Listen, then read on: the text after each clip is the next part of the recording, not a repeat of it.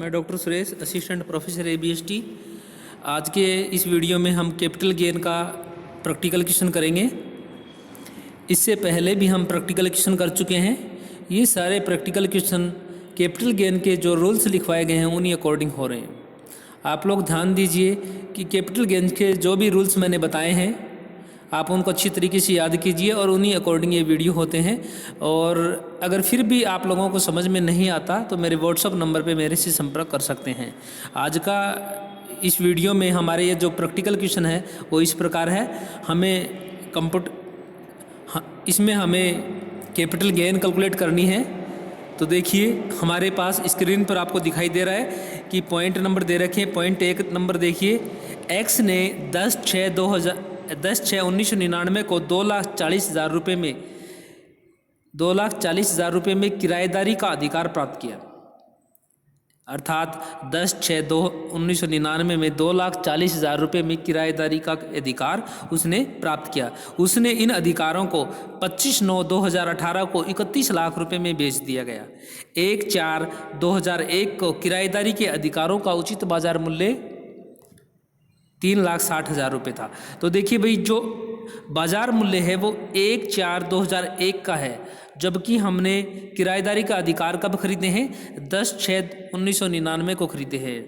तो हमारे पास 10/6/1999 में जो अधिकारों की कॉस्ट है वही कॉस्ट ली जाएगी, अर्थात वही कॉस्ट हमें इंडेक्स के माध्यम से हम कैलकुलेट करेंगे।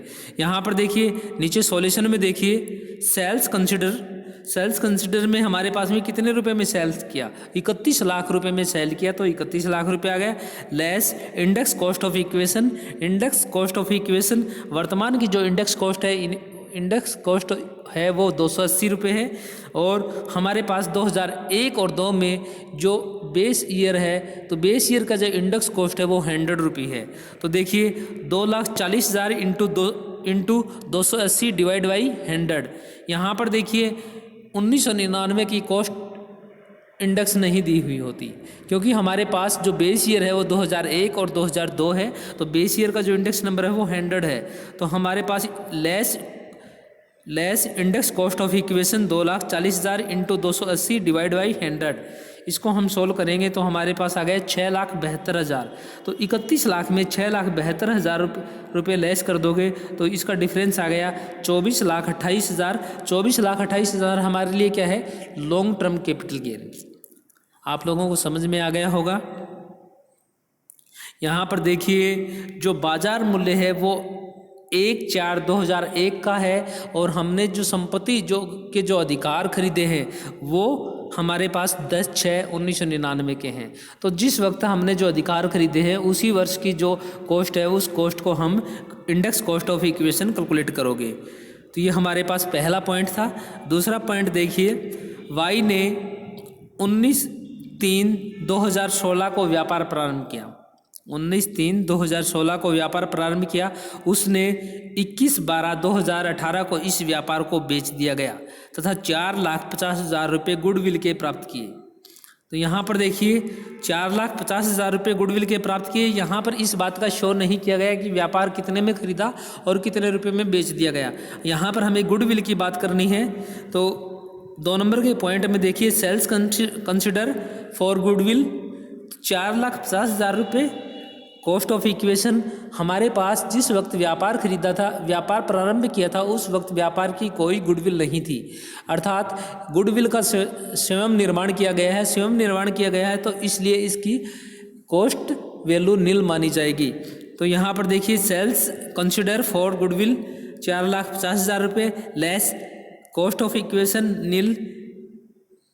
इसका जो डिफरेंस आ गया वो शॉर्ट टर्म कैपिटल गेन है, क्योंकि शॉर्ट टर्म कैपिटल गेन इसलिए है कि 3 साल का कम समय में ही ये हमने अर्निंग हुई है, तो इसलिए कॉस्ट है वो शॉर्ट टर्म कैपिटल गेन है। 3 नंबर का पॉइंट देखिए।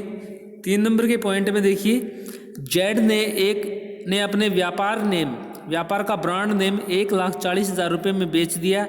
उसने इसे 2005 और 6 में 16,000 रुपये में प्राप्त किया था। ये 3 नंबर का पॉइंट है। Sales consider for transfer of brand name 1,40,000 रुपये less index cost of equation. Index cost of equation हमारे पास 16,000 रुपये, वर्तमान का जो इंडेक्स नंबर है वो 280 है और 2005 और 6 का जो इंडेक्स नंबर है वो 117 है। तो 16,000 into 280 divide by 117 is equal to 38,291 रुपये। तो 38,291 रुपये में हमारे पास क्या हुई, index cost of equation. Index cost of equation में से तो हमारे पास ब्रांड को ट्रांसफ़र करने की कॉस्ट कितनी थी, 1,40,000 रुपये। 1,40,000 रुपये में 38,291 रुपये लेस कर दोगे, जो डिफरेंस आ गया वो 1,01,709 रुपये। ये लॉन्ग टर्म कैपिटल गेन है, ये लॉन्ग टर्म कैपिटल गेन है। उसके बाद में देखिए 4 नंबर का पॉइंट, एक MBA है, उसने जयपुर में सितंबर 2007 में एक प्रबंध सलाहकार के रूप में प्रैक्टिस कर रहा था तथा 18/2/2019 को उसने प्रैक्टिस दूसरे MBA को हस्तांतरित कर दी तथा ख्याति के रूप में 6 लाख रुपए प्राप्त किए। तो यहाँ पर देखिए भाई, ख्याति के रूप में उसने 6 लाख रुपए प्राप्त किए। उससे पहले उसकी कोई गुडविल नहीं थी। जहाँ पर पहले गुडविल नहीं होती है तो उसकी वैल्यू नील मानी जाएगी। और यहाँ पर ख्याति के रूप में उसने कितने लाख रुपए प्राप्त किए हैं, 6 लाख। तो 6 लाख हमारे पास एक तरीके से इसकी लॉन्ग टर्म कैपिटल गेन है।